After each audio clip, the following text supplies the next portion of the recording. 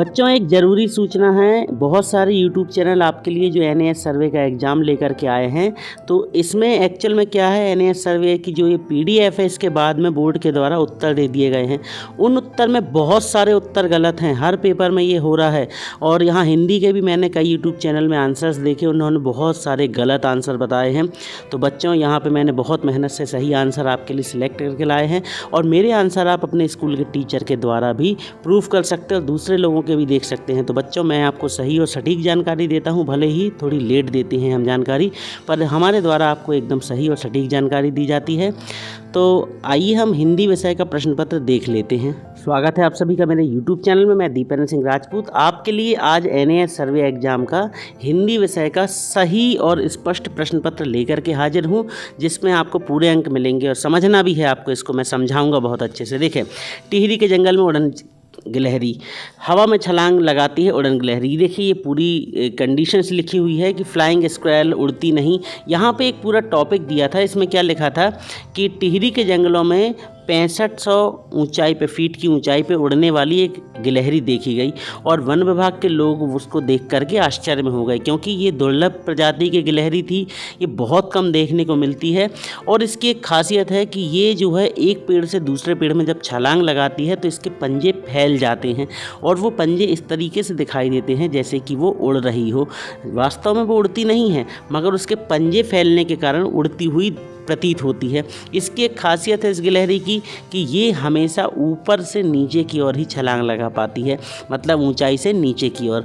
तो यही पूरा इस जो पैसेज लिखा हुआ है, जो इसमें इसी बात को बतलाया गया है, शॉर्ट में मैंने आपको बता दिया इसके बारे में। तो अब हम इसके कुछ प्रश्न उत्तर पे देख लेते हैं। पहला है कि वन विभाग उड़न गिलहरी का संरक्षण इसलिए करना चाहता है क्योंकि, तो देखिए इसमें क्योंकि में इसके बाद ये है क्योंकि दूसरा ऑप्शन है जो कि संख्या में कम होने के कारण यह लुप्त हो सकती है, दुर्लभ प्रजाति की है और ये बहुत मुश्किल से दिखाई देती, इसलिए वन विभाग के लोगों को इसका संरक्षण करने की पड़ी है कि हमें इसका संरक्षण करना चाहिए। अगला प्रश्न है, उड़न गिलहरी के बारे में कौन सी बात सही नहीं है। तो देखें दूसरा वाला, मैंने अभी आपको पहले बताया था कि ये जो है नीचे से ऊपर छलांग नहीं मार पाती, पर इसमें क्या लिखा है, नीचे से ऊपर छलांग मारती है, तो ये वाला सही नहीं है। ठीक है, दूसरा वाला। अब इसके बाद तीसरा है, वन विभाग किसकी जानकारी जुटा रहा था। तो जब उन्होंने उड़न गिलहरी देखी तो उन्होंने उसके परिवार की जानकारी जुटाने का प्रयास किया। तो इसके तीसरे वाले का पहला वाला उत्तर होगा उड़न गिलहरी के परिवार की। ठीक है, इसके बाद प्रश्न क्रमांक चौथा जो है कि वनकर्मी हैरान क्यों थे। तो वनकर्मी हैरान क्यों थे, क्योंकि उन्होंने पहली बार वो गिलहरी देखी थी। तो इसका जो तीसरा ऑप्शन है कि जंगल में उड़न गिलहरी पहली बार दिखाई दे रही थी। बहुत सारे यूट्यूबर ने पहले वाला उत्तर बताए हैं, गिलहरी गेस्ट हाउस के पास दिखाई दी थी। अरे भैया, गेस्ट हाउस से क्या लेना देना, वो जंगल में पहली बार दिखाई दी थी। बच्चों को कम से कम गलत जानकारी ना दें दूसरे यूट्यूब चैनल वाले। पांचवा प्रश्न है, प्रकृति प्रेमियों के लिए अच्छा समाचार क्या था। प्रकृति प्रेमियों के लिए अच्छा समाचार ये था कि जो दुर्लभ प्रजाति की गिलहरी रही वो टिहरी जंगल में पाई गई, ये हमारे लिए बहुत अच्छी बात थी। अब हम छठवां प्रश्न देख लेते हैं, उड़न गिलहरी का नाम उड़न गिलहरी पड़ा क्यों पड़ा। क्योंकि हमने बताया अभी आपको कि उसके पैर के जो पंजे फैल जाते हैं, इसके में ये है कि ऐसा लगता है कि मानो वह उड़ रही हो, जबकि वो उड़ती नहीं है, वो मात्र छलांग मारती है। तो छठवें का उत्तर हो जाएगा तीसरा। अब हम ये पद्यांश लिखा हुआ गद्यांश, इसको पढ़ लें। तहखाने के अंदर जाऊं या ना जाऊं, कुछ देर तक दुविधा में पड़ा रहा, फिर जोर से सांस ली और कलेजे को पत्थर बना लिया। कौतूहलवश नीचे झुका, इतने वर्षों से तहखाने में भरी हुई विषैली हवा निकल चुकी होगी और अब वहां ताज़ी हवा फैली हुई होगी। इस विचार के साथ लंबे चौड़े सपाट पत्थर पर हाथ रखकर एक पाँव सुरंग के अंदर रखा। सीढ़ी मिल गई, उस पर मजबूती से खड़ा हो गया, धीरे से और 2 सीढ़ियों को पार किया और वहाँ रुककर टार्च से रोशनी अंदर फेंकी। जैसा अंदाजा था वह तहखाना ही था। लगभग 20 फुट लंबा चौड़ा तहखाने की ठंडी हवा से अचानक घेर लिया और कांपने लगा। अंदर को दृश्य देखकर मैं हतप्रभ रह गया। जो कुछ देख रहा था वह झूठ है या सच, वह विश्वास करने में भी कुछ साहस लगा। फिर साहस करके बाकी सीढ़ियाँ पार करके कोने में जा खड़ा हुआ। टार्च की रोशनी में पिताजी के मरने के बाद उनकी पहेली जैसी बात का मतलब तहखाने में चमकने लगा। देवी के आभूषण जैसे मुकुट, कवच, हार, कंगन और भी न जाने क्या क्या सब कुछ तहखाने में बिखरे पड़े थे। उन सभी को शायद सोने, हीरे, जवाहरातों से बनाया गया एक एक पर जब रोशनी पड़ती तो आंखें चौंधिया जाती। इन सब के बीच पड़ा हुआ एक अनाथ अस्थि पंजर, उसके गले में रुद्राक्ष की माला, अंगूठी पर उंगली पर पवित्र अंगूठी। बहुत ही नज़दीक आकर ध्यान से देखा, सिर फटा हुआ था। नज़दीक ही एक पत्थर पड़ा था जिसके मार से शायद उसका सिर फटा था। मेरी आंखें मर गईं, भर आईं, कलेजे में तीर सा दर्द उठा और कई बार लंबी सांसें ली, मगर भय और चिंता दूर नहीं हुई। ये पूरा पद्यांश है, हमने इसको पढ़ लिया। आप भी पढ़ना, आप बहुत अच्छे से बच्चों इसको पढ़ना आप, और इसके बाद इसके कुछ क्वेश्चंस के आंसर देने हैं। उत्तर मैं आपके सामने यहाँ पे बता दे रहा हूँ। क्या है उत्तर? पहला है, गद्यांश के अनुसार लेखक तहखाने में जाने को लेकर क्या था? भयभीत था, उत्साहित था, असमंजस की स्थिति में था या विवश था? तो भाई साहब वो एक्चुअल में क्या था, वो थोड़ा कन्फ्यूज़ था, मतलब असमंजस की स्थिति में था, जाएँ अंदर कि ना जाएँ, जो लेखक हैं हमारे। ओके, अगला है, लेखक क्या सोचकर तहखाने के भीतर गया? वो तहखाने में धन संपत्ति मिलेगी, जहरीली हवा निकल चुकी होगी। तो देखिए पहले ही हमने पढ़ के बताया कि उसने ये सोचा कि इतने वर्षों में तो उसकी जहरीली हवा निकल चुकी होगी और वो नीचे उतरने के लिए उसने अपनी आप को मंजूरी दी। इसके बाद है, लेखक क्या सोचकर तहखाने के भीतर गया? तो ये तो हो गया। 9वां प्रश्न है, तहखाने के दृश्य को देखकर लेखक को क्या याद आया? तो ये जब पूरा उसको पढ़ेंगे गद्यांश को तो उसमें मिलेगा कि 22 साल पहले की उसको एक घटना याद आ गई जो उसके पिताजी की पहेली थी, पिताजी ने उनको बताए थे लेखक को। अगला है, लेखक की आंखें चौंधिया जाती थी। तो जब वो टॉर्च मार रहा था किस पे? हीरे जवाहरातों पे, तो उसके कारण। तो ये लिखिए दूसरा वाला है कि जब टॉर्च की रोशनी हीरे जवाहरात पर पड़ती थी तो रिफ्लेक्शन के कारण उसकी आंखें चौंधिया जाती थी। 11वां है, गद्यांश में किस वारिसपन की बात की गई है?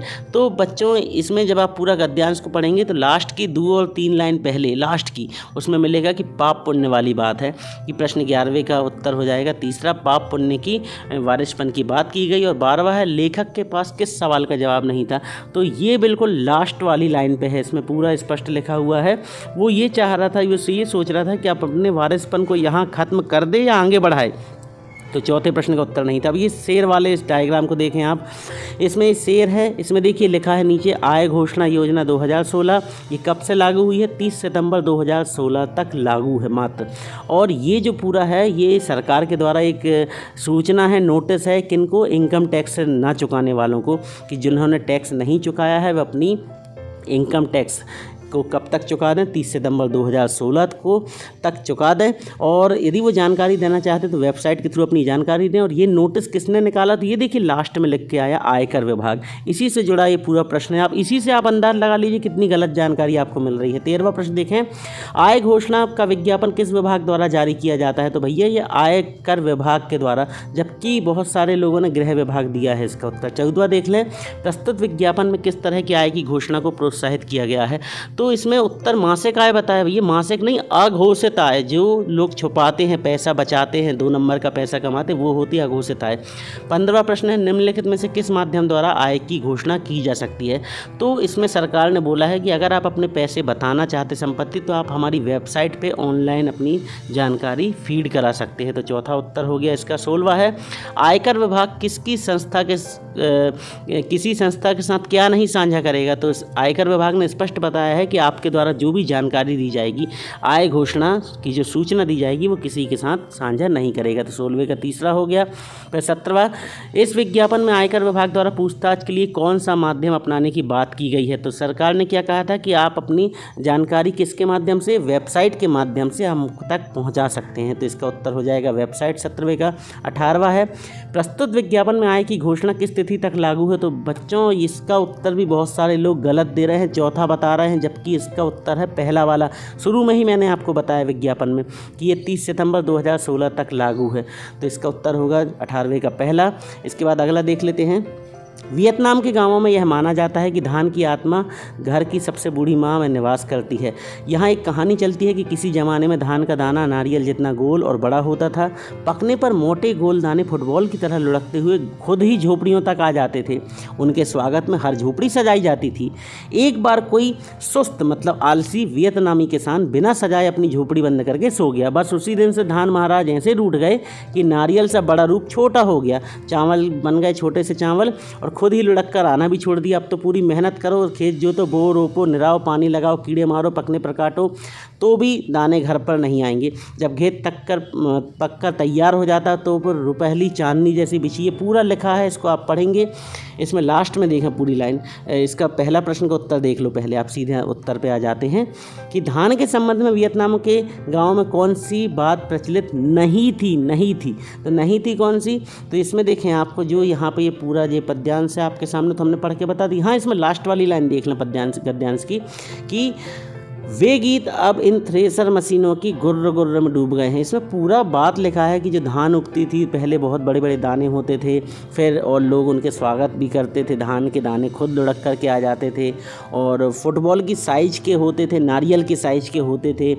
मगर इसमें देखें जैसे इसमें लिखा हुआ है कि कौन सी बात प्रचलित नहीं थी, हम बात कर रहे हैं प्रश्न नंबर 19वें की। तो ये पहला धान का दाना नारियल जितना बड़ा था, ये तो होता था, किसान द्वारा उचित स्वागत ना पाकर धान का दाना रूठ गया था, तो भैया ये बात भी प्रचलित थी। फिर चौथा ऑप्शन है, लोग धान को फुटबॉल की तरह प्रयोग में लाते थे, तो भैया कोई फुटबॉल समझ के नहीं खेलता था इसको, ठीक है। 19वें का चौथा उत्तर होगा। 20वां, धान उगाने के लिए सही क्रम। तो इसके लिए धान उगाने के लिए सही क्रम जो है बच्चों वो है, सबसे पहले हमें क्या करना पड़ता है, खेत जोतना पड़ता है, फिर बोनी करनी पड़ती, फिर रोपना पड़ता है धान के पौधे को, फिर पानी देना पड़ता, फिर लास्ट में कटाई हो जाती है और कटाई के बाद गहाई हो जाती है। तो 20वें का पहला हो गया। 21वां, फसल पकने के बाद धान के खेत कैसे नहीं होते, तो ये भैया रुपहली चांदनी से भरे नहीं होते हैं, ठीक है। रुपहली चांदनी से भरे कब होते हैं, जब पानी भरा रहता है खेत में। 22वां है, धान की रोपाई के बाद खेत कैसे लगते हैं, तो जब धान की रोपाई हो जाती है तो पूरे में हरियाली हो जाती है, तो लहराती हरियाली जैसे धान के खेत लगते हैं। अच्छा, जब धान पक जाती है, पहले अपन 23वां देख लें, गहाई की क्रिया किसे कहते हैं। गहाई होती है जो बालियाँ होती हैं उससे दाने जो अलग करने की प्रोसेस होती है, पहला वाला वो होती है बच्चों गहाई। 24वां देखें, खेती के संबंध में आज के ज़माने में क्या परिवर्तन हो गया, तो वही हमने बताया। 30वां है कि थ्रेसर मशीनों की गुर्र गुर्र सुनाई देती, पहले कुछ और होता था, आजकल तो थ्रेसर से कटाई हो जाती है, तो थ्रेसर मशीनों की गुर्र गुर्र सुनाई देती है। फिर 25वां से 30वां प्रश्न में अब आ गए हम। जाड़ों के दिन थे, फतेहचंद 5:30 बजे दफ्तर से लौटे तो चिराग जल गए थे। दफ्तर से आकर वह किसी से कुछ ना बोलते, चुपके से चारपाई पर लेट जाते और 15-20 मिनट तक बिना हिले डुले पड़े रहते, तब जाकर कहीं उनके मुंह से आवाज़ निकलती। आज भी हर दिन की तरह चुपचाप पड़े थे कि एक ही मिनट में बाहर से किसी ने पुकारा। छोटी लड़की ने जाकर पूछा तो मालूम हुआ कि दफ्तर का चपरासी है। उन्होंने सिर उठाकर पूछा, क्या बात है। शारदा बोलती है कि दफ्तर का चपरासी है। फतेहचंद ने सहम कर कहा, दफ्तर का चपरासी, क्या साहब ने बुलाया है। शारदा, हाँ, कह रहा है साहब बुला रहे हैं। ये कैसा है। साहब तुम्हारा जब देखो बुलाया करता है, सवेरे से गए अभी आए फिर बुलावा आ गया। फतेहचंद ने संभल कर कहा, अरे जरा सुन लूँ किस लिए बुलाया, मैंने सब काम खत्म कर दिया था, अभी आता हूँ। फतेहचंद ने जल्दी जल्दी एक गिलास पानी पिया और बाहर की तरफ दौड़े। चपरासी ने कहा, बाबूजी जल्दी चलो, साहब थोड़ी गुस्से में है। फतेहचंद 2 कदम बढ़कर आगे बोला, अरे चलेंगे तो भाई, आदमी हैं, आदमी ही की तरह चलेंगे, चाहे डांट लगाए चाहे दांत दिखाए, हमसे दौड़ा नहीं जाता। बेचारे बाबू फतेहचंद धीरे धीरे जाते किसी तरह गिरते पड़ते साहब के बंगले पहुंचे। साहब बंगले पर टहल रहे थे, बार बार फाटक की तरफ देख रहे थे और किसी को आता देखकर मन में झल्लाते। देखते ही फड़क कर कहा, अब तक कहाँ था। फतेहचंद ने साहब का तमतमाया चेहरा देखा तो उनका खून सूख गया। बोले, हुजूर अभी अभी तो दफ्तर से गया हूँ। ज्यों ही चपरासी ने आवाज़ दी, हाजिर हुआ। साहब, झूठ बोलता है, हम घंटे भर सा खड़ा है। फतेहचंद बोलता, हुजूर मैं झूठ नहीं बोलता। साहब बोलता, तुम गुस्ताखी करता है, जाकर ऑफिस से फाइल लेकर आओ, फाइल लाओ, है ना। ये साहब ने उनको फतेहचंद को आदेश दिया। फतेहचंद ने कहा, कौन सा फाइल। साहब, वही फाइल जो हम मांगता है, वही फाइल लाओ, अभी लाओ। बेचारे फतेहचंद की अब और कुछ पूछने की हिम्मत नहीं हुई, चुपके से चल पड़े, दफ्तर ना गए। जाकर करते ही क्या, साहब ने फाइल का नाम तक नहीं बताया था। धीरे धीरे घर की ओर बढ़ चले। पहला 25वां प्रश्न है, फतेहचंद दफ्तर से आने के बाद किसी से क्यों कुछ नहीं बोलते थे, तो उसका कारण होता था कि वो थक जाते थे तो उनकी आवाज़ नहीं निकलती थी। तो कंडीशन ये आवाज़ नहीं निकलती वाला नहीं है, ये तीसरा उत्तर आएगा कि वे बहुत थके हुए होते थे। हम भी थक जाते तो नॉर्मली शांत होकर बैठ जाते बच्चों, है ना। ये तो आप सही मालूम है। 26वां था, कहानी का साहब कैसा इंसान था, तो भैया वो तो एक नंबर का घमंडी टाइप का इंसान था। आपको समझ में आ गया होगा बच्चों कि वो कितना गुस्सैल प्रवृत्ति का था। अगला है 27वां, फतेहचंद जब घर लौटे तो चिराग क्यों जल गए थे, तो आपको मालूम है शुरुआत में ही बारी आई थी कि जाड़े का मौसम था, मतलब सर्दियों का मौसम था। फतेहचंद जब घर लौटे तो चिराग जल उठे थे, तो रात हो जाता था, अंधेरा बर्दाश्त नहीं हो पाता था ना, तो यहाँ पर सर्दी का मौसम था। 28वां है, साहब को देखकर फतेहचंद का खून क्यों सूख गया, क्योंकि साहब बहुत गुस्से में थे। इसका उत्तर हो जाएगा 28वें का दूसरा। अब 29वां है, कहानी के अंत में फतेहचंद दफ्तर क्यों नहीं गए? अरे भैया दफ्तर काहे जाता, उनके साहब ने बोले फाइल ले आओ, और कौन सी फाइल लाना वो भी नहीं मालूम, तो साहब उनके दफ्तर जाने का कोई फ़ायदा नहीं था, इसलिए वो दफ्तर नहीं गए। तो यहाँ पे ये 29 क्वेश्चन मैंने आपको बता दिए सॉल्व करके, बच्चों बहुत मेहनत से पूरे सही आंसर आपके सामने लेके हैं। 30वां देखें, चपरासी के आने का समाचार सुनकर फतेहचंद को क्या अनुमान लगाया? उसको पता चल गया कि भैया साहब ने बुलाया होगा, चौथा उत्तर। 31वां, मीठा शब्द से बनने वाला भाववाचक, तो भाववाचक क्या होता है? जिसमें फीलिंग्स आए, तो मिठाई, मिठाई देख मिठाई होती है। मिष्ठान, मिष्ठान भी मिष्ठान मतलब मिठाई होती है। मीठी, मीठी मतलब भी स्वीटनेस होती, पर जो मिठास है ये भाव को दिखाता है कि यार तुम्हारी वाणी में कितनी मिठास है। तो बच्चों यहाँ मिठास जो होगा वो भाववाचक संज्ञा है, ठीक है, मिठास जो है वो भाव को दर्शा रहा है, ठीक है। इसके बाद प्रश्न अब जो आया 32वां आ गया, प्राकृतिक का विलोम क्या होगा? तो प्राकृतिक क्या होता है? जो कि प्रकृति से मिलता है वो प्राकृतिक होता है, और जो इंसान बनाता है वो कहलाता है कृत्रिम। तो इसका हो जाएगा 32वें का तीसरा, कृत्रिम। अब आया 33वां, बहुब्रीहि समास का उदाहरण बताना। तो बेटा बहुब्रीहि समास क्या होता है? जिसमें प्रस्तुत को छोड़ के, प्रस्तुत जो कथन हो उनको छोड़ के अप्रस्तुत की बात कर दी जाए, मतलब कि जो दो शब्द होते हैं उनसे हटके किसी अर्थ के निकल आए, जैसे कि दशानन, 10 सिर हैं जिसके, मगर बात किसकी हो रही है? रावण की। तो इसका उत्तर होगा 33वें का तीसरा, दशानन। उसके बाद हम देख लेते 34वां प्रश्न, रिक्त स्थानों की पूर्ति करना है। पिताजी खेतों में टहल भी आए और ताज़ी सब्जियां भी ले आए। यह तो वही बात हुई क्या? पहला वाला, आम के आम और गुठलियों के दाम का, खेत भी घूम आए और सब्जी भी लेकर के आ गए, तो आम के आम और गुठलियों के दाम हो गया। इसके बाद 35वां है, किस वाक्य में विशेषण? तो विशेषण क्या होता है? जो संज्ञा या सर्वनाम शब्दों की विशेषता बतलाते हैं विशेषण कहलाते हैं। तो यहाँ लिखा है तुम घर जाओ, 2 किलो चावल ले आओ, उसके साथ मत खेलो, घोड़े पर मत चढ़ो। तो यहाँ पे जो विशेषण वाला वर्ड है, चावल लाना कितने? 2 किलो, मतलब एक विशेषता बता रहे हैं, चावल तो मगर कितने लाना है? 2 किलो। तो यहाँ पे आएगा बच्चों 2 किलो चावल ले आओ, ये विशेषता वाला हो गया विशेषण शब्द। इसके बाद 36वां, आकाश में बादल छाए हैं, तो बादल का पर्यायवाची बताना। नीर, नीर होता पानी का। अनिल, हवा का होता। जलज, ये होता है कमल का। और मेघ, मेघ मतलब बादल, तो ये हो गया बादल। उसके बाद 37वां, किस वाक्य में अपादान कारक का प्रयोग हुआ है? तो बच्चों 37वें का जो है अपादान कारक का प्रयोग करने वाला वर्ड है वो है तीसरा वाला, बच्चे पतंग उड़ा रहे हैं। थोड़ा सा इसमें कन्फ्यूजन है, आप थोड़ा क्लियर कर लीजिएगा।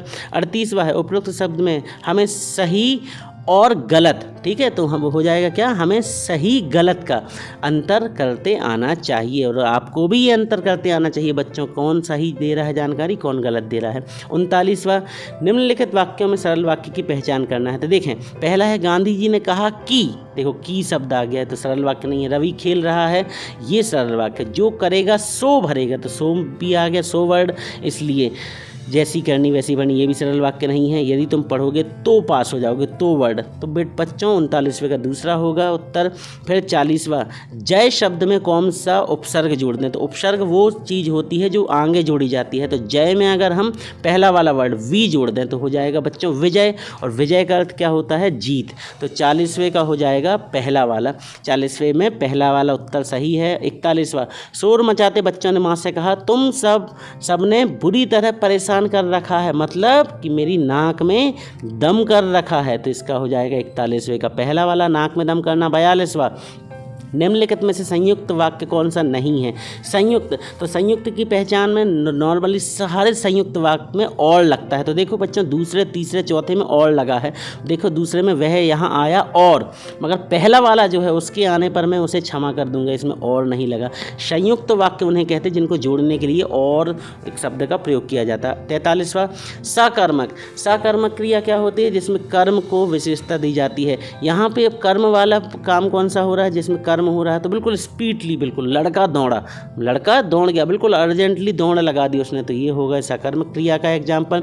अब इसके बाद 44वां, उपयुक्त शब्द में से वाक्य पूरा कीजिए। हर शनिवार वह घर खालिस्तान है, तो घर जाता है, घर जा तो आएगा नहीं, गया भी नहीं आएगा, सोता भी नहीं आएगा, तो हर शनिवार वह घर जाता है, ठीक है। 45वां, मेरा परीक्षाफल देखते ही पिताजी क्या हो गए, बाग बाग हो गए। रिजल्ट अच्छा आया होगा तो पिताजी बाग बाग हो जाएंगे, और अगर गुस्से वाला होते तो क्या तमतमा गए।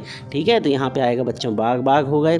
45वां। अब हम बात करते हैं 46वां की, वान। तो प्रत्यय बेटा वो शब्द होते जो पीछे लगते हैं। तो देखिए जवान अपने आप में एक शब्द है, सावन, सावन तो हो ही नहीं सकता। फिर दीवान, दीवान भी अपने आप में एक प्रॉपर शब्द है, पर दया में अगर वान जोड़ दें तो दयावान। तो इसमें तीसरा उत्तर होगा 46वें का दयावान। 47वां, तालाब में हंस तैर रहे थे। तो तालाब का पर्यायवाची बताना, तो समुद्र तो होगा नहीं भैया, झरना भी नहीं होगा, नदी भी नहीं होगा, तो होगा क्या, सरोवर। इसका उत्तर हो जाएगा 47वें का दूसरा। 48वां, विद्यासागर। तो विद्या का सागर, सागर तो है मगर किसका, विद्या का सागर। तो ये कि अव्ययी भाव समास का उदाहरण होगा ये, तो विद्यासागर। बात आती है 49वां, वह खाना खाकर खालिस्तान वापस आ जाएगा। तो कहाँ वापस आ जाएगा, जल्दी वापस आ जाएगा। बिल्कुल स्पष्ट दिख रहा कौन सा अव्यय लगेगा, सहित तो आएगा नहीं, अव्यय वो क्लियर हो गया जल्दी। 50वां, पंकज के साथ कौन जाएगा। इसमें कौन सा सर्वनाम, तो सर्वनाम किन्हें कहते हैं, वे शब्द जो संज्ञा के बदले प्रयोग में लाए जाते हैं। ठीक है, उन्हें सर्वनाम कहते। तो पंकज तो संज्ञा हो गया, साथ जाएगा ये भी नहीं होगा, तो यहाँ पे जो होगा कौन। ठीक है, जिसकी जगह हम कुछ भी लिख सकते थे, पंकज के साथ अमित जाएगा, पंकज के साथ रोहित जाएगा, तो उनकी जगह हमने लिख दिए कौन जाएगा। देखिए कौन जो है वो यहाँ पे सर्वनाम शब्द होगा। बच्चों बेसिकली मैं मैथमेटिक्स का टीचर हूँ, मगर फिर भी मुझसे बहुत अच्छी हिंदी बन जाती है। यदि फिर भी थोड़ी बहुत कहीं कोई कन्फ्यूजन हो तो प्लीज़ उसको माफ़ कर दीजिएगा, मगर आप अपने उत्तर सोच समझ करके सिलेक्ट किया कीजिए। 51वां देख लें, उसकी सांस गले में ही अटक गई। तो सांस वर्ड कैसे सही लिखा जाता है, तो दूसरा नंबर जो है वो सही सांस लिखने का प्रक्रम है, चंद्रबिंदी लगा करके। 52वां, किस शब्द में नी प्रत्यय लगा। तो प्रत्यय कहाँ लगते, पीछे। तो देखो हिरनी, हिरनी है, हिरन की हिरनी हो जाती है। मोर की मोरनी, मालिनी अपने आप में एक शब्द है, रानी अपने आप में एक शब्द है, हिरनी भी अपने आप में शब्द है, मगर जो मोर है अगर मोर में नी लगा दें तो वो मोरनी बन जाता है। बच्चों मोरनी जो है वो मोर में जो नी लग जाए तो प्रत्यय, तो वो मोरनी शब्द बन जाता है। 53वां, किस शब्द में इन प्रत्यय लगा। तो इन देखो महीन, तीन, मशीन और नमकीन। तो देखिए महीन अपने आप में एक शब्द है, तीन अपने आप में एक शब्द है, मशीन भी अपने आप में एक शब्द है, मगर नमक में अगर ईन जोड़ दें, नमक धन ईन, तो नमकीन। तो इसका उत्तर होगा 53वें का चौथा। 54वें, 4 मासों का समूह। तो चौमासा, इसका उत्तर पहला वाला होगा चौमासा। चौमासा 4 मासों का समूह। तो ये कौन सा समास होगा बच्चों, द्विगु समास, जिसमें कि काउंटिंग बन जाए। देखिए काउंट दिखा रहे, गिनती दिखा रहे, त्रिभुज, त्रिभुवन, नवरत्न, पंचवटी, ये सारे चौमासा, ये सारे होते द्विगु समास के उदाहरण। 55वां, जिस पर भरोसा ना किया जा सके तो वो धोखेबाज होता है, पर यहाँ पे धोखेबाज तो वर्ड है ही नहीं। तो बच्चों यहाँ पे एक वर्ड है जो इसको शब्द को कवर कर रहा है, वो है अविश्वसनीय। जिस पे विश्वास ना किया जा सके वो होता है बच्चों अविश्वसनीय। धोखेबाज को विश्वास का नहीं करने वाला मतलब अविश्वसनीय भी बोला जाता है। तो 55वें का बच्चों हो जाएगा चौथा। बच्चों वीडियो पसंद आए तो प्लीज़ वीडियो को एक लाइक कर देना, चैनल को सब्सक्राइब कर दीजिएगा। 56वें है, सोनी ने गुड़ के साथ। देखिए यहाँ पे कर्म हो रहा है, गुड़ के साथ, कर्ता ने फिर कर्म को और करण से जान, ये सारा है तो आपको मालूम होगा एक फॉर्मूला है, तो यहाँ पे कर्म आएगा बच्चों इसमें 56वें में। 57वें में सरल वाक्य कौन सा है, माली तनु को पौधे लगाना सिखा रहे हैं। अब देखिए यहाँ पे माली तनु को पौधे लगाना सिखा रहा है वो तो ठीक है, मगर अनस पुस्तक लाया और, सरल मतलब कि जो बिल्कुल प्रॉपर अपने आप में सिंपल हो। तो देखिए दूसरे में और है, तीसरे में तो है, की भी है, चौथे वाले में इसलिए है, तो इसका पहला वाला उत्तर आ जाएगा। 58वां, किस वाक्य की क्रिया आकर्मक है। अब इस प्रश्न का जो उत्तर है आकर्मक क्रिया। तो आकर्मक क्रिया क्या होती है, तो मैं यहाँ पर आपको डेफिनेशन दे रहा, इसका उत्तर आपको बताना है। ये मैंने आपके लिए कमेंट के लिए छोड़ रखा है, आपको उत्तर बताना है कौन सा ऑप्शन होगा। आकर्मक क्रिया किसे कहते हैं, जिसका प्रभाव वाक्य में प्रयुक्त कर्ता पर पड़ता है। ये डेफिनेशन दे दी, इसका उत्तर आप मुझे बताएंगे। ओके। 59वां देख लें आप, वीर योद्धा रणभूमि में प्राण दे देते पर भागते नहीं, मतलब क्या नहीं करते, वो पीठ नहीं दिखाते। 59वें का हो जाएगा पीठ नहीं दिखाते। 58वें का उत्तर आप बताएंगे मुझे कमेंट करके। ठीक है बच्चों, ये आपके लिए मैंने क्वेश्चन छोड़ा है, ढूंढिए और प्रयास करके आप उत्तर लेकर के आइए। 60वां क्वेश्चन है, गाड़ी धीरे धीरे चल रही थी। इसमें तो देखिए ये विशेषण की कंडीशन देखो, रीतिवाचक जो दिख रहा है दूसरा मतलब और उसके सामने धीरे धीरे, ये विशेषण की पहचान है बच्चों। स्क्रीनशॉट ले लेना इस पेज का, मोस्ट इंपॉर्टेंट है। तो इसमें आ जाएगा बच्चों कौन सा, चौथा वाला ऑप्शन, 60वें का चौथा ऑप्शन क्लियर होगा। बच्चों आशा करता हूँ आपको पूरा क्लियर हो गया होगा मेरा द्वारा दिया गई पूरी जानकारी। मैं वीडियो थोड़ा लेट देता हूँ, पर मैं जब तक पूरे वीडियो की जांच पड़ताल नहीं कर लेता तब तक आपके लिए वीडियो प्रस्तुत नहीं करता। यहाँ भी मैंने बहुत मेहनत से हिंदी का प्रश्न पत्र सॉल्व किया है और आपके लिए भेज दिया है। इसके पहले सामाजिक विज्ञान मैथ्स के मैंने प्रश्न पत्र अपलोड कर दिए हैं सर्वे एग्जाम के। आशा करता हूँ वीडियो आपको पसंद आया है। वीडियो पसंद आया हो तो प्लीज़ वीडियो को एक लाइक दे देना और अपने दोस्तों को भी एक सही सटीक प्रश्न पत्र जरूर दे दीजिएगा, क्योंकि DSR फॉर यू देता है आपको सही एवं सटीक जानकारी। मिलते हैं बहुत जल्द अपने अगले वीडियो के साथ, तब तक के लिए पढ़ते रहिए, बढ़ते रहिए और हाँ, धोखेबाज चैनलों से सावधान रहें। Good bye.